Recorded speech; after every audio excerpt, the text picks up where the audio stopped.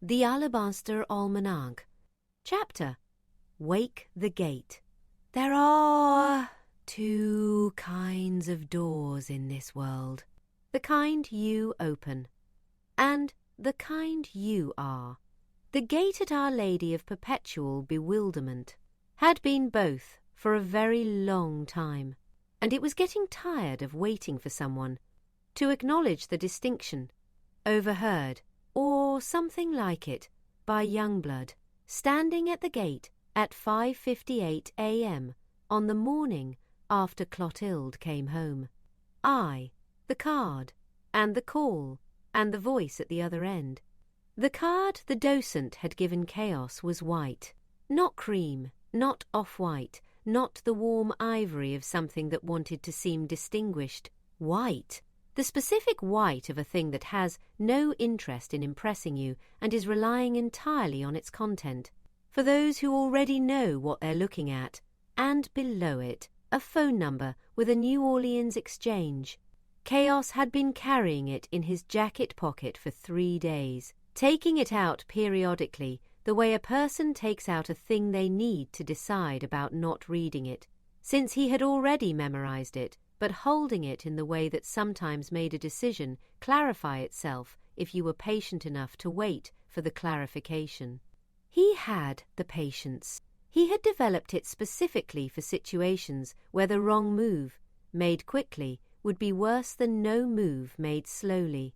He called on a Friday morning from the back steps of the pale yellow house, while baby Germaine was napping and Gumbo was in the bonsai garden conducting one of his long, silent negotiations with the trees.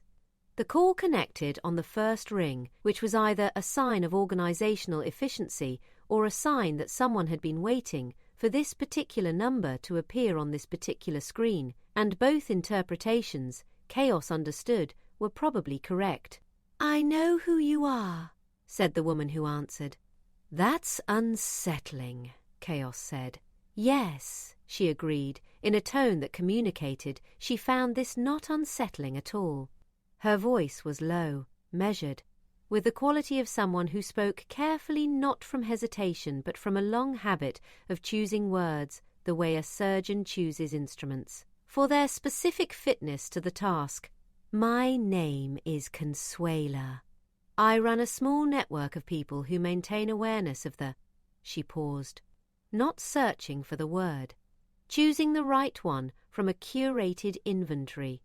"The threshold sites, the places where the boundary between what is ordinarily present and what is otherwise present has become permeable, or has always been permeable, or was engineered to be permeable by persons whose reasons we are still, frankly, working out." "The gate," Chaos said. "Your gate is one of 11 in a radius of about 300 miles, Consuela said. "Most of the others are inactive. 3 are dormant. Yours is," another pause, "dreaming, which is a state we have not previously documented in the 17 years of the network's operation, and which the Moosehead at the Bayou Saint-Mere Museum began signaling approximately 4 months ago. I sent Marcus the docent 2 years ago to watch for someone who would come in and look at the crow's feet. And nobody came for 2 years, Chaos said. People came. They looked at the taxidermy, the way people look at taxidermy, with the mild, incurious gaze of people who have decided the thing is inert. You looked at it the way someone looks at a face they recognize across a room before they've processed where they know it from. That's a different quality. Marcus was watching for that quality. A pausei. The bonsai garden was very still in the morning air. From somewhere beyond the orchard, a crow said something to another crow, and the other crow said something back, and whatever they were discussing had the brisk, no-nonsense vocabulary of creatures who had been transacting in the same currency since before the town existed. "The Moosehead says the gate is dreaming," Chaos said. "What does that mean?" "It means The gate is doing something it has never done in any of the records we've been able to find, which go back about 80 years, which is not very far when you're talking about something that has probably been there for several centuries. Consuela spoke with the unhurried precision of someone who has had this conversation before, but not with this specific person, and who understood that the specific person mattered. When a gate dreams, it is processing, working through something. The way a person dreams not randomly, but purposefully, consolidating information, rehearsing responses to things that haven't happened yet, preparing the architecture for something the waking state hasn't encountered. The gate is getting ready. For what?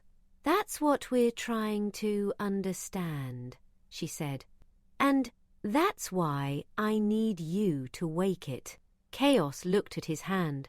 The message that had appeared on Youngblood's palm had faded after 48 hours, leaving a faint warmth he could sometimes feel from across the room, like the residual heat of a flat iron on a counter. He looked at his own hand, at the ordinary topography of it, the lines and calluses from the car wash, the faint scar on his index finger from a telekinetic incident in 2021 that he preferred not to revisit. His own ordinary hand. "How do you wake a gate?" he said. "You stand and," Consuela said, "with everyone who holds a connection to it, at the right time, with the right attention. That's the entire instruction. I know it sounds insufficient. It sounds like a lot of people standing in a yard," Chaos said.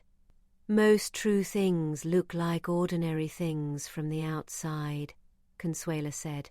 "That's a feature, not a failure." He thought about this. "What time?" he said. "Dawn," she said. "Tomorrow?"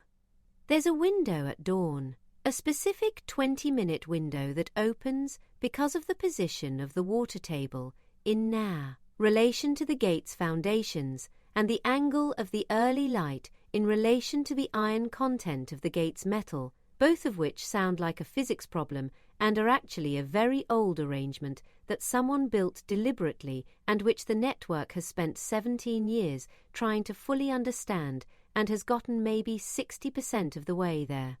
Who should be there? Everyone who belongs to the gate already knows they belong to it, she said. That's not mystical. That's just how belonging works. They don't need to be told. They need to be asked. I'll ask them, Chaos said. I know, Consuela said. That's why you're the one who called. The line went quiet, but it did not go dead. It had the quality of a connection that was staying open for reasons of its own, the specific listening quality of a held line, which was also, Chaos thought, the quality of the gate itself, not closed, not open, but attending. He hung up. He went to find Gumbo. The second, Clotilde comes home and Dorothea has thoughts. Clotilde was discharged on Saturday afternoon. She came home with 3 prescriptions, a folder of cardiac guidelines that she was going to read carefully and then mostly disregard, a follow-up appointment in 6 weeks, and the specific quality of someone who has been in a hospital for 4 days and is experiencing the profound, disorienting luxury of ordinary air. Hospital air was its own ecology. It tasted of recirculation and the mineral patience of machines and the accumulated specific gravity of everyone who had been frightened in that building. Ordinary outdoor air, by contrast, tasted of nothing, which tasted like everything, which tasted like she stepped out of Dorothea's car onto the Persimmon Street sidewalk and stood for a moment simply breathing home. Her house looked exactly as it had when she'd left it. This was reassuring. This was also, she knew, a mild illusion. The house had a crawl space under it that had been doing things, and there was a hatch in the laundry room floor that had developed opinions, and Youngblood had found a message on his hand, and the house was in ways that would require a long conversation and possibly a professional assessment of its foundation, not the same house she had left. But it looked the same. The narrow front porch. The wicker chair she kept meaning to replace and never replaced because the replacement felt like admitting that certain eras of a life were... The potted rosemary by the door that had been dying, and then recovering, and then dying, again in a 3-year cycle that she had come to regard as the plant's own spiritual practice. Youngblood checked the crawl space again, Dorothea said from behind her. What did he find? The handprints are still there. The glow has intensified. Apausei. The pipe is back in its original position. He thinks it moves on a schedule. Clotilde nodded slowly. She had the thoughtful, unhurried quality of a woman who has had 4 days in a hospital bed to think through a number of things and has arrived at a set of conclusions she is now simply going to act on without further deliberation because the deliberation has been done and done thoroughly, and additional deliberation would just be procrastination wearing deliberation's clothes. I'm calling the attorney Monday, she said. Good. The financial records are going to the diocesan office voluntarily. I'm not going to make them subpoena what I can simply provide. The subpoena process is theatre, and it would take 6 months, and in the interim the centre's operation gets muddied, and I'm not doing that to the staff. No, Dorothea said. Darnell is going to be Darnell's problem. I'm going to be accountable for my part of it, which is real and which I am accountable for, and I'm not going to perform more guilt than I actually feel or less clarity than I actually have. I made a wrong decision. I maintained it for too long. I'm ending it. That's the complete accounting. Yes, Dorothea said. Clotilde looked at the rosemary. Also, she said, I am aware there is a gate situation. Chaos called everyone this morning. Dawn tomorrow. Dawn tomorrow. Clotilde picked up one of the rosemary's lower sprigs between 2 fingers and rolled it gently. The smell came up sharp, green, specific, the smell of the present moment insisting on itself. She let the sprig go. Help me with these groceries, she said. Dorothea handed her a bag. They went inside. Tilda, Tilda, Tilda. That evening, after dinner, after Gumbo had gone to his chair, and baby Germaine had been put down, and Chaos had gone for a walk, and Youngblood was in his room, reading something he didn't want to name, Dorothea and Clotilde sat on Clotilde's porch in the 2 chairs that were out there, the wicker one, and a folding camp chair that had been there so long it qualified as furniture, and they talked. Not about the gate, not yet. About the years. About the specific accumulations of a life lived in proximity to something that didn't have a name in the standard vocabulary, and what that did to a person, and what that took, and what it gave back in ways you could never have anticipated when you signed on for it. I was 29 when I came here, Clotilde said. I thought I was coming for a year. To stabilize the call centre, which was in complete financial disarray. I know, Dorothea said. The year. I looked at the situation, and the situation was not yet stable. So I stayed another year. And then the situation stabilized, and I looked around and thought, I'll just stay until the next thing. And the next thing was always the next thing. 20 years of next things, Dorothea said. 20 years of next things. Clotilde looked at the street. A dog was making its way down the sidewalk on some unhurried personal errand, its tags catching the porch light in small, bright winks.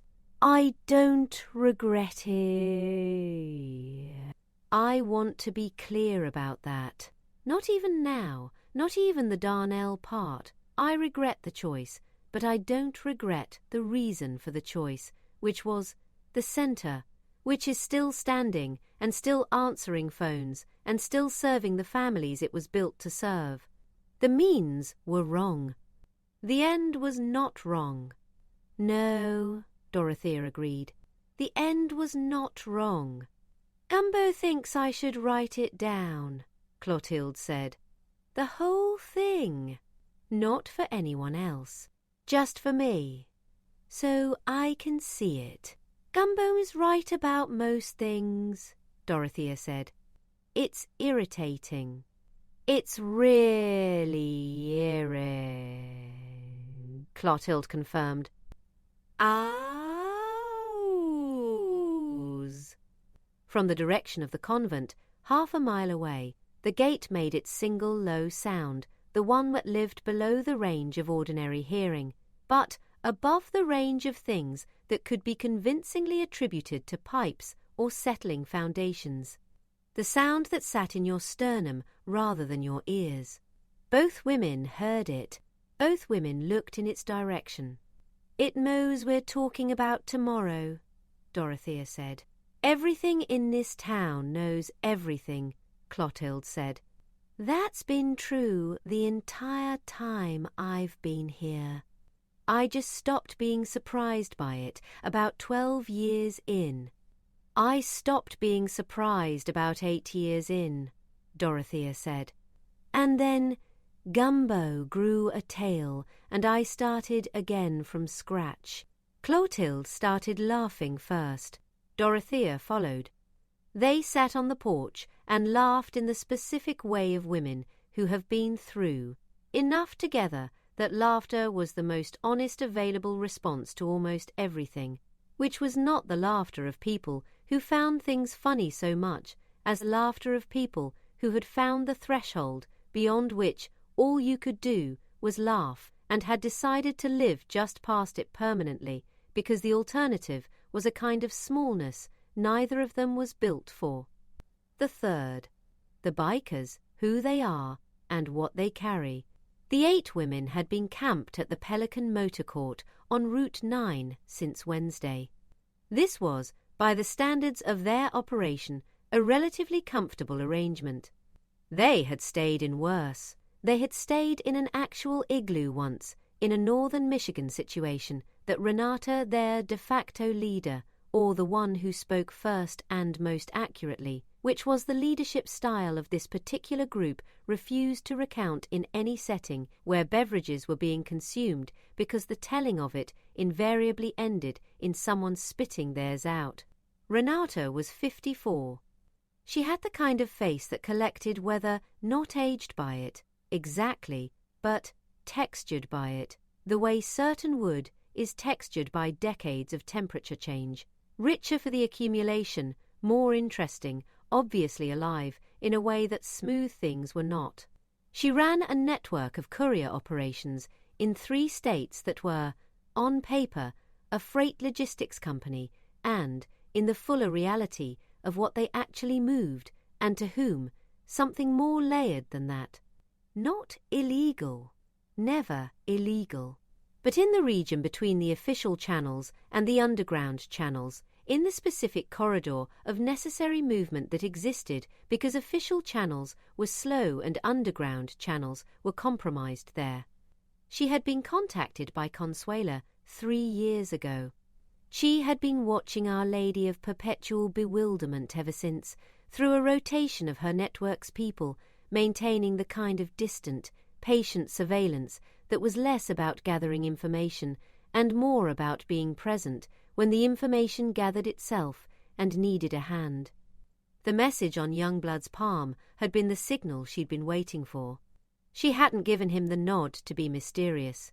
She'd given him the nod because she recognized the specific expression of a person who had just received a communication from a space that didn't give communications often, and who was holding it with the slightly stunned, deeply serious care of someone who understood it was important without yet knowing what to do with it, and she had wanted him to know. Someone else sees this. You are not alone with what you're carrying. She was on the phone with Consuela Friday evening in the parking lot of the Pelican Motor Court while her second, Deja, methodically cleaned the chain of her Kawasaki with the focused, almost meditative care that Deja brought to all physical maintenance tasks. "Tomorrow at dawn," Consuela said. "We'll be at the perimeter," Renata said. "Not the perimeter," Consuela said. "The gate. A pause." Renata looked at Deja, who was not listening, and was. That was Deja's gift. The ability to be comprehensively attentive to one thing while comprehensively attentive to everything else simultaneously, which made her the best person to have alongside you in any situation that required both. "We're not of the gate," Renata said. "No," Consuela said. "But you are of the network. And the gate's waking requires witnesses who are outside the circle as well as inside it. The inside witnesses hold the frequency. The outside witnesses hold the boundary. Without the boundary, the frequency doesn't have an edge. Without an edge, it disperses. You're the edge."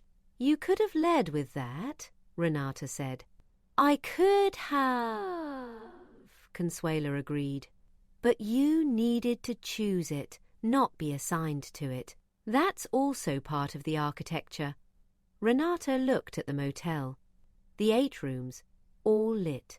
Her 8 women inside them, some sleeping, some not, all of them having arrived in this particular town on this particular road because the logistics of a life lived in service of something larger than a paycheck kept producing these arrivals, these specific confluences of person and place and moment that looked, from the outside, like coincidence and were, from the inside, the accumulated result of every small correct decision made over many years. "We'll be there," she said. She hung up. "Deja," she said. "I heard," Deja said, still working the chain. "What do you think?" Deja looked up.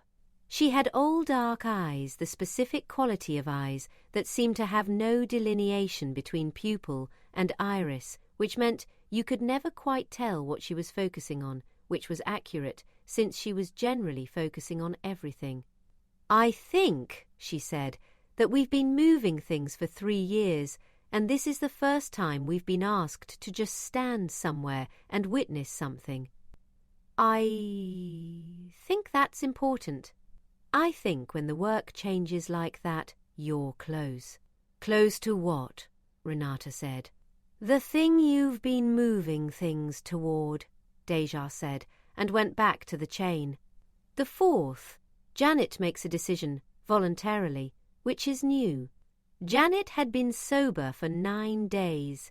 This was not, she was careful to note, in the private running monologue she maintained with herself and with the pond, and occasionally with the heron brow, who stopped by on Tuesday mornings and who had never said anything useful but maintained a reliably attentive posture that she found, on balance, more comforting than conversations with people who talked back. This was not a triumph.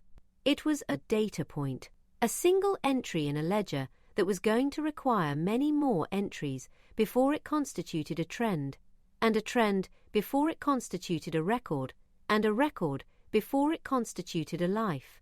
She understood this the way she understood most things, completely, without illusion, without comfort, and without the particular soft self-deception that humans deployed to get themselves through the early stages of hard things. She was not going to deploy soft self-deception. She was not built for it. She was 600 years old, and she had, in that time, accumulated a comprehensive understanding of the difference between a thing that was true and a thing that a person wanted to be true, and she was not going to let the wanting contaminate the truth, even when the truth was that she was a slime troll sitting at the edge of a pond in a battered satin slip at 4 a.m., 9 days into sobriety, talking to a heron. The heron stood at the shallow end of the pond with its usual magnificent, unhurried authority. It had arrived, as it always arrived, with no announcement and no apparent purpose other than to be here, which was Janet had come to understand through the slow, resistant process of coming to understand anything about other beings, a purpose in itself.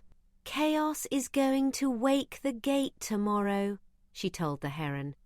The heron shifted its weight to the other leg. "I know," Janet said. "I know it's not my gate. I know I've been out here for 6 centuries maintaining my own separate custodial arrangement, and this is its own thing, and I am not—" She stopped. The pond moved slightly in the small hour's air. "I want to be there," she said. "That's what I want. I have been alone in this pond since before most of what is standing in that town was built, and the gate has been there the whole time, and it has always had a frequency that I could feel from here, even through the water, even on the quiet days. It is not unrelated to what I do. It is, in the vocabulary of water systems and underground frequencies and the ancient arrangements that were put in place by whoever put them in place, a neighbour. And I have not been a good neighbour. I have been an isolated, self-sufficient, occasionally method-dicted pond dweller who has treated the concept of community with the disdainful suspicion of a creature who decided several centuries ago that connection was a luxury she couldn't afford and then kept paying the price of that decision. The heron blinked. "I'm going," Janet said. "I'm going to put on the other satin slip, the green one, which is in better condition, and I'm going to present myself at that gate at dawn, and I'm going to stand with whatever group of strange and pod, and I'm going to hold the boundary or the frequency or whatever the thing is that I'm supposed to hold, and if anyone has a problem with a thing is that I'm supposed to hold, and if anyone has a problem with a slime troll attending a gate waking ceremony, then they can address their concern to the pond, which has been here longer than their grandparents' grandparents and has an opinion about who is and is not qualified to stand at the edges of ancient things." She stood up. The satin slip caught the moonlight and threw it back in the specific way of very old fabric that had absorbed decades of water and moonlight and had developed, through that absorption, a quality that was almost luminous on the right nights. "You can come," she told the heron as she walked toward the tree line. The heron did not move. "Suit yourself," Janet said. V. Gumbo tells Youngblood, and Youngblood receives IT. Gumbo found Youngblood at the kitchen table at 9 p.m., crocheting. The teal rectangle had, in the past weeks, achieved the dimensions of a genuine scarf, not an accidental scarf, not a scarf that had arrived by accumulation without intention, but a scarf that had clearly been in negotiation with its own length for some time and had recently come to a productive agreement. It was specific. It had the quality of something made by a person who was making it for someone, even if that person had not consciously decided who. "Can I sit?" Gumbo said. "Please," Youngblood said. Gumbo sat. He set his cane against the table. He looked at his hands for a moment, the wrists, the compass quality that had been present since his late 60s, and which he had made a separate piece, with the way he'd made a separate piece with most things his body had decided to do without consulting him, not easily and not falsely, but genuinely, through the long difficult work of a man coming to terms with what he was. "I need to tell you something," Gumbo said, "that Dorothea and I have been talking about." That we've been deciding how to tell you. Youngblood set down the yarn. He had the particular stillness of a young man who understood that certain conversations required the body to stop doing other things and simply be present for what was coming. The gate, Gumbo said, has been connected to this family, to me, and Dorothea, and to Chaos and baby Germain for longer than any of us have been on this property. Longer than we've been in Bayou St. Mere. My father had a compass quality in his hands. His mother had it before him. There are things in this lineage that I have not fully understood and have not been able to explain, but have been living alongside my entire life, and the wrists are part of it, and the gate is part of it, and the reason I came to this town when I was 63 years old and Dorothea followed me was that my wrists told me to come here. Not in words, in the way the needle finds north. I didn't know what was here. I knew I needed to be here. Youngblood was very still. I'm telling you this, Gumbo said, because you've been part of this for 3 years. You've been at the gate every day. You've been connected to it in a way that don't fully understand, that I don't think was accidental, that I don't think was just employment. And tomorrow morning, when we go to wake it, I want you to know that you're not there as staff. You're not there as a courtesy. You're there because the gate chose you the same way the gate chose me, and whatever that means, it means you're ours, this family's, and we're yours. That's what I want you to hear. The kitchen was very... The ceiling fan turned its patient revolutions. Outside, the bonsai garden breathed in the small night wind. Youngblood looked at his hands. His right palm, where wake the gate, now, had been written, was warm. It was always warm now, a residual heat that he had stopped questioning and started simply accepting as part of what his hand was. My grandmother, he said, slowly, used to say that the land she was from had a voice, that it talked to the people who belonged to it. That belonging wasn't about being born there, it was about being willing to listen. She was from the Oklahoma Territory.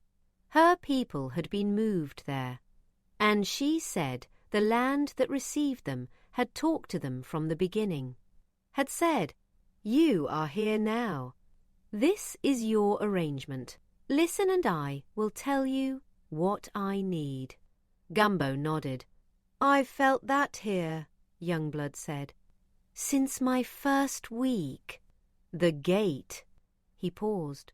"I didn't know that was what it was. I thought I was just a person who liked old iron."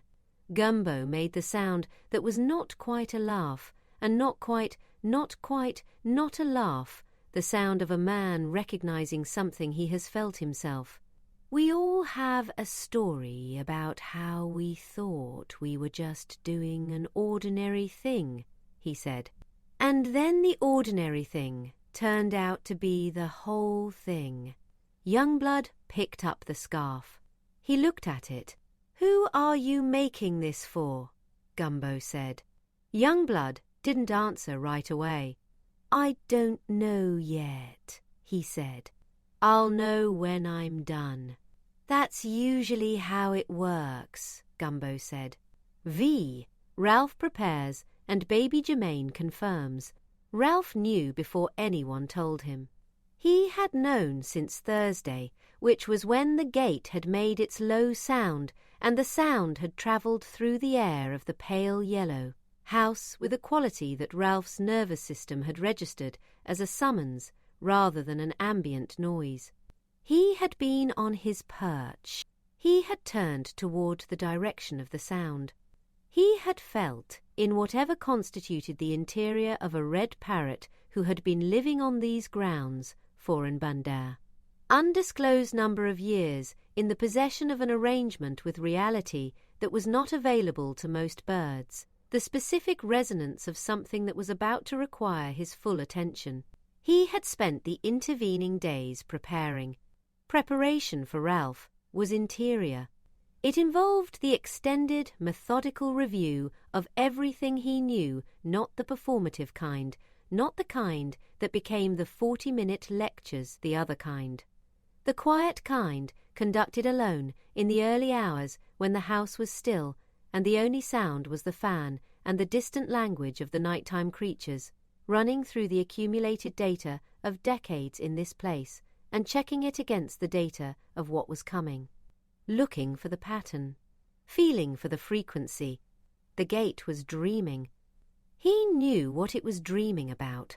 He was not going to say what he knew until the moment required it, because there were pieces of information that operated differently depending on when they were introduced into a situation, and this particular piece needed to arrive at dawn, not before, or it would become anxiety rather than preparation, and anxiety and preparation were different tools and were for different jobs.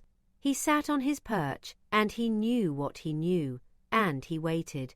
On the morning of the waking at 4 a.m., in the specific darkness that preceded even the pre-dawn, the darkness that was its own distinct quality rather than simply the absence of light, baby Jermaine woke up. He was in his crib in the small room off the kitchen that Dorothea had furnished with the precise, loving attention of a woman building a space for someone she had been waiting for longer than the child knew. The crib had a mobile above it, small wooden birds painted in the colors of actual Louisiana birds, turning slowly in the air currents of the room. He looked at them the way he looked at everything, with the complete, unfiltered attention of someone for whom there was no such thing as ordinary. He sat up. He looked at the door. "Chaos," he said. Not loudly, just the name in the register of the full-grown voice, precise and clear as a tuning fork struck on a hard surface. Chaos was awake within seconds, not gradually, not the slow surfacing of normal waking, but the immediate, complete waking of a parent who has encoded their child's voice into every layer of their nervous system as a priority signal. He was in the doorway of the baby's room in 12 seconds flat. Baby Jermaine was sitting up in the crib, looking at him. "It's time," Jermaine said. "It's 4 in the morning," Chaos said. "I know what time it is," Jermaine said, with the patient, unbothered confidence of someone who is not interested in having a conversation about the time. "The gate is waking up on its own. You don't have a full window. You need to be there before it opens without you. If it opens without you, the opportunity..." He paused. The mobile turned above him, the small wooden birds going round in their patient circle. "The opportunity doesn't disappear, but it changes shape. You want the shape it has right now. 20 minutes, Chaos said. "Less," Jermaine said. Chaos was already moving. The 7th. The gathering, before dawn, in the order they came. Young blood was already at the gate. He had been there since before the call, standing in the dark, in the old way he stood at the gate, which was not the way of a security guard or a caretaker, but the way of a person who understood that the gate's primary function was not to keep things out or in, but to mark the distinction between here and there, and that marking the distinction required someone who was committed to the distinction, who understood that the line between what was ordinary and what was otherwise was only as real as the attention given to it. He had his right hand, palm outward, pressed against the iron. It was warm. The gate was warm, not from ambient temperature, not from the residual heat of a Louisiana evening, but from within, from whatever was awake inside it. Gumbo came second, with his cane and his compass wrists, and the particular, unhurried deliberateness of a 91-year-old man who has somewhere to be and has calculated exactly how long it takes to get there and has left at the right time. His tale he had managed the clothing problem with Dorothea's engineering, a small structural accommodation in the back seam of his trousers that she had executed with what Poe she called a minimal investment of effort, and which had taken her 2 hours moved with the slow, patient sway of something that had made its peace with its own existence. Dorothea came third, beside Gumbo and slightly ahead, which was their arrangement on uneven ground. Her tail was braided and tucked, and her expression was the expression she wore at the beginning of important things. Not solemn, not ceremonial, but present. Simply present in the full sense of the word, all of her, in the same place at the same time, which was rarer than it sounded, and which Dorothea had learned to do deliberately, through the long practice of a woman who had spent decades managing many things simultaneously, and had eventually understood that managing many things simultaneously was the opposite of being present, and that presence was the more powerful tool. Chaos came forth, with baby Germain in the carrier. The baby was awake. He was looking at the gate with the focused, luminous attention of someone who recognized it not as a structure, not as iron and post and hinge, but as something behind the iron, behind the structure, something that the gate was the visible surface of the way a face was the visible surface of a person. Clotilde came fifth, in her habit, with her rosary in her left hand and her cardiac medication in her right pocket, and the unhurried, deliberate quality of a woman who has been to the edge of a thing and come back from it and is walking differently, for it not damaged, differently, not reduced, but settled, more accurately located in herself. The ICU had done that, which was not what the ICU was officially for, but was one of the things it occasionally produced as a side effect of forcing a person to stop moving and simply be horizontal for 4 days. Ralph came sixth on Chaos's shoulder, where he rode for formal occasions. "This is a formal occasion," Ralph had announced, when Chaos had passed his perch. He had stepped onto the shoulder before he was invited, which was his approach to most things. Chaos had not objected. Janet came from the tree line. She came through the live oaks at the property's eastern edge in the green satin slip which was, as she had noted to herself while putting it on, in significantly better condition than the other one, having been stored in a waterproof recess in the pond bank where she kept things she wanted to preserve. The green was deep, almost forest dark, and in the pre-dawn it gave her the quality of something that had grown out of the woods rather than walked out of them, which was not entirely inaccurate. She stopped at the edge of the clearing. She looked at the group assembled at the gate. She looked at the gate. She looked at Youngblood's right hand still pressed to the iron. Chaos looked at her. She walked forward. Nobody said anything about the green satin slip. Nobody said anything about her arrival. There was, among this particular assembly, a long-established operational norm around the unusual that was less acceptance than something more nuanced. The recognition that the full catalogue of what was real was broader than the catalogue most people were working from, and that the appropriate response to an addition to the catalogue was simply to make room for it. Annie was already in the yard, at the inner edge of the property, nearest the gate. She had been there, probably, for longer than any of them. She stood with the still, warm presence of something that operated, always, at exactly the frequency the moment required, not more, not less. Her riding pad, in the pre-dawn cold, threw a warmth that was palpable from 6 feet away. The 8 women arrived on foot. They had left the motorcycles a 1/4 mile down the road, understanding without being told that engines were the wrong vocabulary for what was about to happen.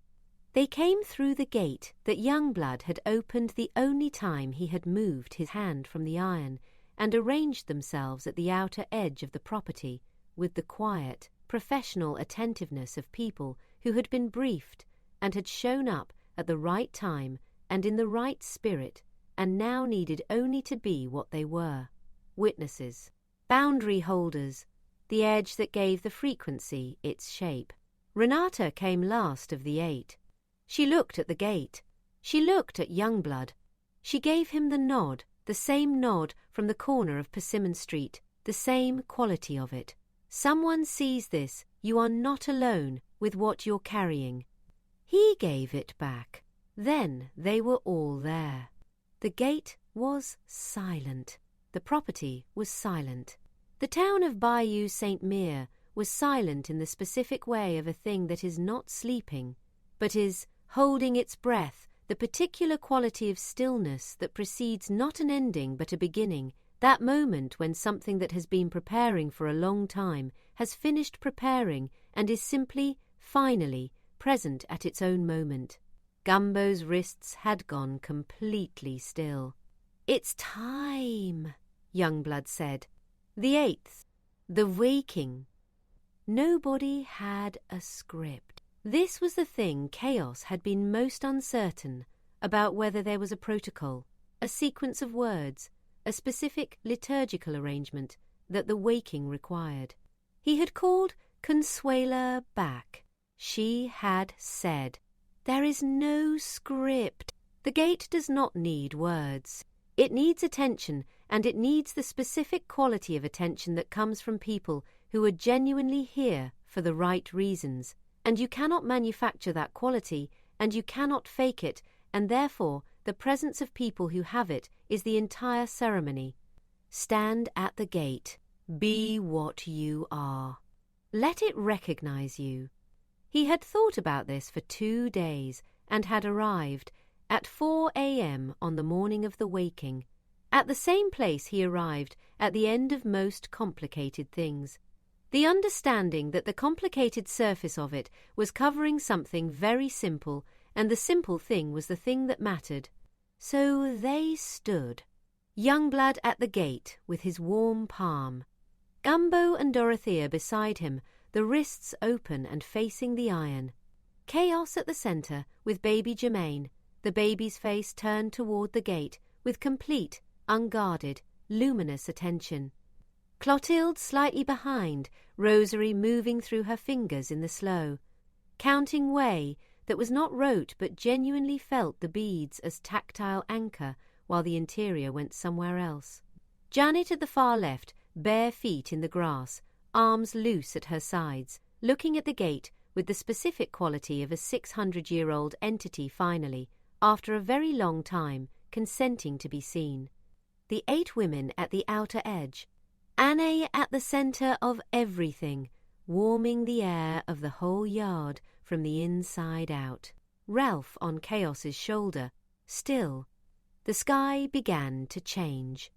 It did not begin to lighten in the way of a normal dawn, proceeding from dark to grey to the first pale yellow of the horizon. The change began at the gate at the iron itself and moved outward. A warmth in the metal that became visible, not glowing, not theatrical, but the warmth becoming colour, becoming the specific deep amber of a light that had never been named because it didn't occur in ordinary circumstances.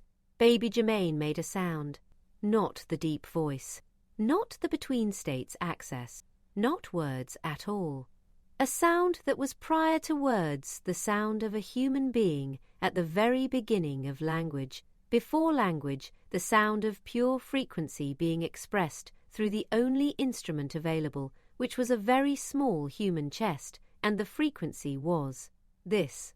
This exactly. This is what I have been trying to say. The gate opened, not swung open, not unlatched, opened the way a room opens when you understand it for the first time, not a physical opening, but a perceptual one, the thing behind the iron becoming accessible in a way that it hadn't been before, the distinction between here and there becoming navigable in a way that it hadn't been before. The gate stayed perfectly still, and the gate opened. What came through was not a thing. It was a quality, a presence of the kind that has no form because form is not its primary characteristic, the way love has no form but is not therefore absent, the way attention has no form but transforms the thing it falls on. It moved through the assembled group the way warmth moves through a room when a door to the outside has been opened in winter. You feel it first in your face, then your hands, then slowly in the chest, and it is not warm. Exactly, it is the specific temperature of something that is precisely as warm as it needs to be, no more, which turns out to be exactly what has been needed all along. Gumbo's wrists began to vibrate.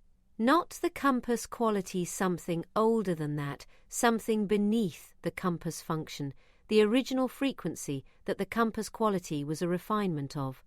He looked at his hands, and they were moving like leaves in a wind he couldn't feel on his skin.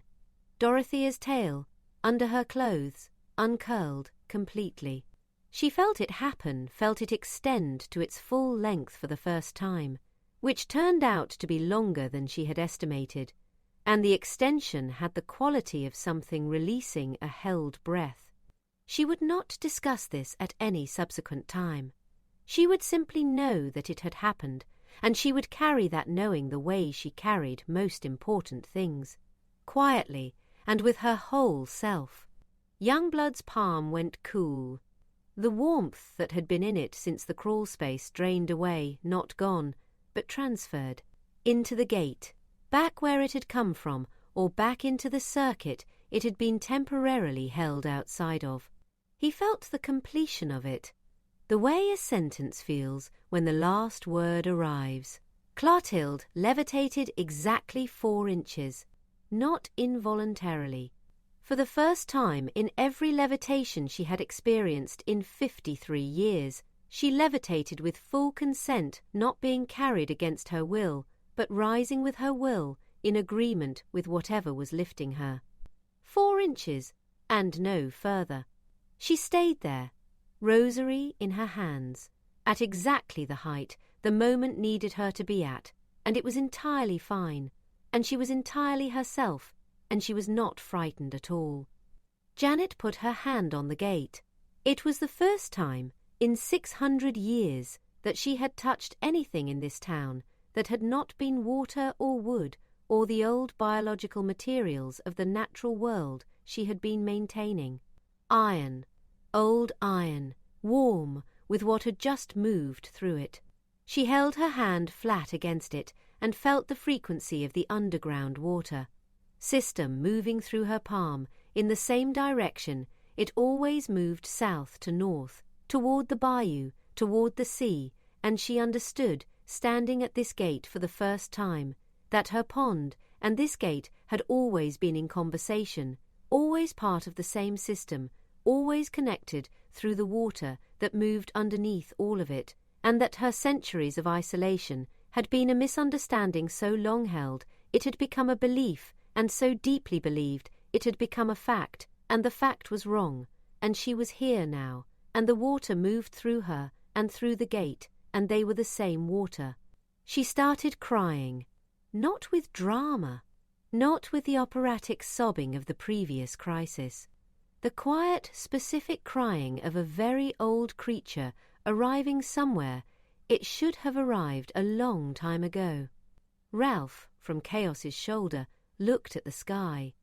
The dawn came up properly, then the real dawn, the golden to yellow progression of a Louisiana morning asserting itself above the tree line. The light fell on the gate, and on the people at the gate, and on the yard, and on the pale yellow house, and on the...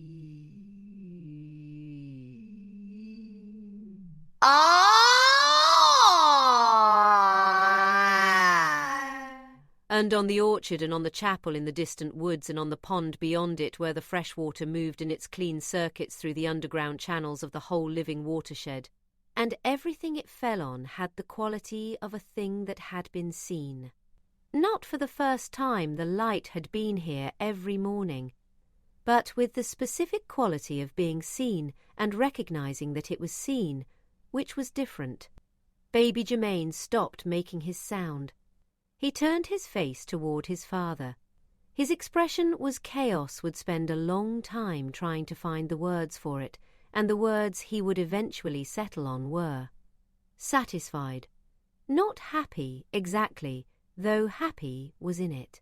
Not proud, though something near pride was in it. The expression of someone who has been trying to communicate something important for a very long time and has finally, against considerable odds of vocabulary and timing and circumstance, succeeded. "Good," Baby Germain said in his ordinary 11-month-old voice. The regular voice, the small, not quite language, entirely present voice of a child who was simply here, in the yard, in the morning, with his father. The gate settled. The amber warmth faded from the iron. The 8 women at the perimeter breathed. Renata looked at Deja. Deja looked at the gate. "That's it," Deja said, not disappointed. Ado, in the quiet way of a person whose experience of Ado had been refined over many years into something small and precise and completely genuine. "That's it," Renata agreed. "The 9th, after—" The ordinary morning reasserts itself with some difficulty. Dorothea made breakfast for 14 people. This was not a small undertaking. This was a 14-person breakfast constructed from what was in the kitchen, which Dorothea approached with the calm, inventive efficiency of a woman who had been feeding groups of varying and unpredictable size for 40 years and had developed the cook's deepest skill, which was not technique but improvisation, the ability to look at what was present and produce from it something that was sufficient and good and made with the full attention that transforms the sufficient into the nourishing. The 8 women ate at the kitchen table and the porch in rotating shifts. Renata ate standing at the kitchen counter, which was her way. Deja ate seated at the far end of the table with the scrupulous care of someone who gave their full attention to one thing at a time, including meals. Gumbo made the coffee. He made it the way he always made it, which was strong enough to require a decision, and the decision the group universally made was to have more. Clotilde came down from her 4 inches at some point between the gate settling and Dorothea starting the eggs. Nobody marked the exact moment because nobody was looking at her altitude. Everyone was looking at each other in the loose, full way of people who have been through something together and are now in the easy aftermath of it, when the accomplishment hasn't yet been processed, but the relief of having accomplished something has arrived ahead of the processing. Janet sat on the back steps.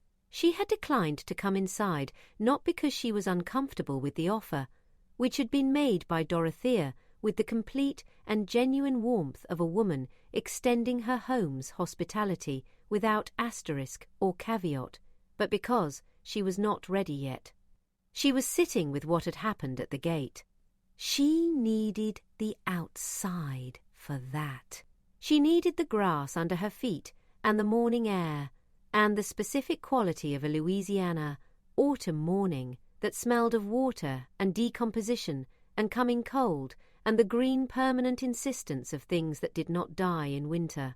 All of it mixed into the scent that was, she had understood this morning for the first time, home. Chaos brought her eggs and coffee. She looked at the eggs. She looked at the coffee. She looked at Chaos. "I've been here for 600 years, she said, "and nobody has ever brought me breakfast. That's a significant oversight," Chaos said. "It is," she agreed, and ate. Baby Germain, from inside the carrier, observed the morning with the alert, entirely present attention of a being for whom everything was still new and for whom everything was, in consequence, genuinely interesting. He watched the eggs being distributed. He watched Renata drink her coffee standing. He watched Gumbo's tail make its small, involuntary movement when Gumbo sat down and then laughed, which was the real laugh, the specific laugh of a 91-year-old man surprising himself. Ralph, from his perch on the porch railing, looked at the group and then looked at the tree line and then looked at the group again. "I have something to tell you," he said. "About the gate," Chaos said. "About the gate," Ralph confirmed. "Now?" Ralph considered the 14 faces and the breakfast and the specific quality of a morning that had earned its right to be ordinary for at least a few more minutes. "After eggs," he said. Nobody objected to this. The morning continued. The gate stood at the edge of the property in the full light of an October dawn, iron and post and hinge, exactly as it had always been. And it was, in a way, it had not been before, awake. Tilde, tilde, tilde. What Ralph told them was this. The gate had been dreaming about a specific thing. The quality of the dream which he had been receiving, in the way he received things, in the specific register of the between-states frequencies that he had access to through means that were not available to human nervous systems and which he had never fully explained, because explaining it would take longer than doing it was not threatening, was not a warning in the conventional sense. It was a door opening, not the gate itself, something behind the gate, further in, something that the gate was the threshold of in the way a front door was the threshold of a house. The gate marked the boundary of the property. This other thing marked the boundary of something larger, the territory of which the property was a part, the map of which nobody on the grounds had yet been given, and which the dreaming had been the gate's way of preparing itself and them to receive. "There's more," Ralph said, "beyond what you've been maintaining." The gate was the first room. You've been standing in the first room for decades and doing the work of the first room faithfully. The dreaming was the gate telling you the second room exists. The group was quiet. "Are we going to the second room?" Youngblood said. "Not today," Ralph said. Today was the introduction. The gate wanted you to know that it was there. The rest of the acquaintance proceeds at its own pace. "That's vague," Chaos said. "Yes," Ralph said, with the magnificent, unapologetic serenity of a creature who has delivered the information he has and has no interest in apologizing for its incompleteness. "Vague is the condition of the frontier. Precise is what you get after you've spent some time there. You haven't spent the time yet." "How long?" Gumbo said.